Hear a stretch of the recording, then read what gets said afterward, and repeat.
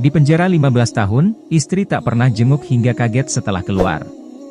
Selama di penjara 15 tahun, istrinya tak pernah menjenguk, siapa sangka saat keluar pemandangan rumahnya sampai ia tak bisa berkata-kata. 15 tahun lalu, Denny harus dihukum penjara karena tidak sengaja menabrak seseorang dan dihukum 15 tahun penjara.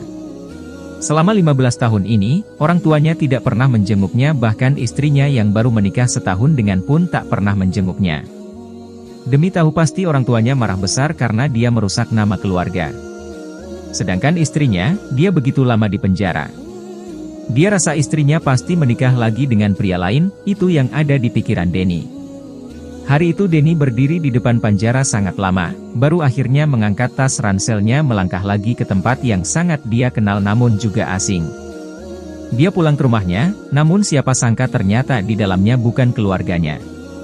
Menurut penghuni rumah, dia membeli rumah itu 14 tahun yang lalu. Rumahnya sudah dijual, Denny hanya bisa merenung di depan pintu rumah itu sangat lama. Kemana perginya kedua orang tuanya, kemana dia harus mencarinya. Saat itulah ia teringat rumah tua milik orang tuanya di desa, ia merasa harusnya orang tuanya akan pulang ke sana. Akhirnya Denny pergi mencari teman lamanya untuk meminjam uang.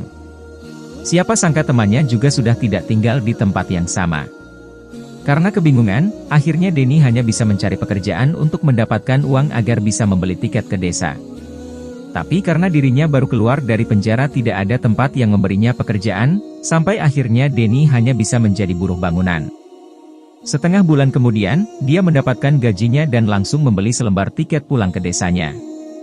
Waktu turun dari bus, ia melihat ke sekitar. Ini adalah rumah lama yang tak pernah dia datangi selama lebih dari 15 tahun. Dia kemudian perlahan melangkah sampai ke depan rumahnya namun ia tidak berani masuk, akhirnya dia hanya diam depan rumah, sampai ada seorang remaja yang memperhatikan dia kemudian bertanya siapa dia. Denny kaget, kemudian dia melihat anak remaja itu. Usianya mungkin 14 tahun, dia menggendong tas sekolah. Setelah terdiam sejenak, dia bertanya apakah rumah ini adalah rumah Bapak Sudin, ayah Denny? Remaja tadi mengangguk, baru saja dia mau mengatakan sesuatu, tiba-tiba pintu rumah dibuka, seorang wanita paruh baya keluar dari rumah, usianya kurang lebih 40 tahun, melihat remaja tadi dia melambaikan tangan, "Nak, siapa itu?" "Mama sudah bilang berapa kali jangan banyak bicara sama orang asing." Denny langsung mengenal suaranya, dia berputar, ternyata istrinya berdiri di sana. Istri Denny, Lani sudah tidak muda seperti dulu, bahkan dari wajahnya dia kelihatan kusam dan kelelahan, rambutnya bahkan sudah beruban. Denny tidak bisa menahan dirinya, dia langsung berteriak. "Lani?" Lani memandang Denny sekian lama, baru melangkah keluar menggenggam tangannya tanpa sepatah kata pun, dia menangis, remaja laki-laki tadi sama sekali tidak mengerti apa yang terjadi. Di sanalah Denny bertemu istrinya, bahkan baru tahu kalau anak remaja itu adalah putranya. Ibu Denny terbaring di atas ranjang, sudah tidak bisa melakukan apa-apa. Hidup ibunya kini bergantung pada istri Denny, Lani. Lani yang merawat anak dan ibunya selama ini, sedangkan ayah Denny meninggal dunia tidak lama setelah Denny masuk penjara karena kecelakaan. Ternyata, 15 tahun ini banyak sekali kejadian yang tidak ia ketahui. Ibunya pingsan waktu tahu Denny masuk penjara, dia koma dan tidak bisa sadar lagi, kini dia menjadi manusia yang tak bisa sadarkan diri. Demi merawat sang ibu, Lani menjual rumah mereka dan kembali ke desa.